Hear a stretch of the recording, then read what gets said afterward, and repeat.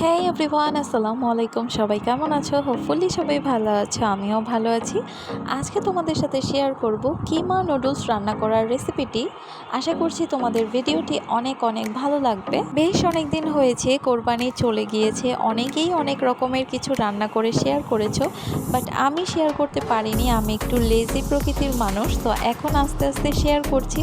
আশা করছি তোমাদের ভিডিওগুলো অবশ্যই ভালো লাগবে। লাইক কমেন্ট শেয়ার করতে কেউ ভুলবে না। চলো কথা না বলে তোমাদেরকে দেখিয়ে দেই আমি কিভাবে এই কিমা নুডলসগুলো রান্না করলাম। Late get start the video. আমি জানি তোমরা অনেকেই কিমা নুডলসটি রান্না করতে পারো, তবুও আমি তোমাদেরকে দেখিয়ে দিচ্ছি। প্রথমেই আমার যা লাগবে নুডলস, আর ছিল বিফ কিমা, পেঁয়াজ আর মরিচ তো মাস্ট বি লাগবেই। এরপর মাংস রান্না করার জন্য যা যা মশলাগুলো আমরা সবসময় সচরাচর ইউজ করি সেগুলোই আমি দিব।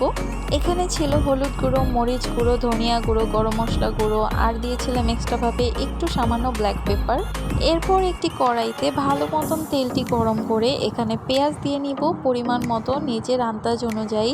এরপর এখানে আদা রসুনের পেস্ট দিয়ে নিচ্ছি। যেহেতু আমার বিফ কিমার কোয়ান্টিটিটা একটু বেশি ছিল, তো পরিমাণ মতন আমি দিয়ে নিয়েছিলাম আদা রসুনের পেস্টটা মতন। আমি এই আদা রসুনের পেস্টটিকে ওই তেলের সাথে পেঁয়াজের সাথে কষিয়ে নিব, যেহেতু একটা আদা রসুনের কাঁচা কাঁচা একটা স্মেল আসে।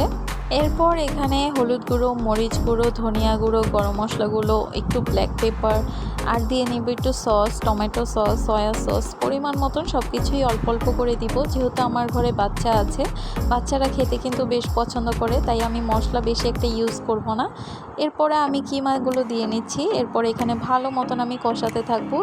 যে কোনো রান্নাই বলো না কেন, তুমি যত বেশি এই মশলা জাতীয় খাবারকে কষাবে তত বেশি টেস্টি হবে।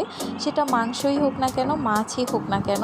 তো আমি ভালো মতন কষানোর পরে তেল ছেড়ে দিয়েছে, তো এখানে আমি দিয়ে দিয়েছিলাম কাঁচামরিচ, ভালো করে কাট করে দিয়ে দিয়েছি। এরপর আবার ভালো মতন নাড়াচাড়া করে আমি বেশ খানিক সময় নিয়ে ঢেকে রেখে দিব, যেহেতু আমার বিফ কিমাটি সময় লাগবে রান্না হতে। তো বিফ কিমাটি কিন্তু রেডি হয়ে গিয়েছে, উপরে তেল এসে পড়েছে, একদম পারফেক্ট রান্না হয়েছে কিমাটি। এরপরে আমি অপর সাইডে নুডলসগুলোকে আলাদা সিদ্ধ করে রেখেছিলাম।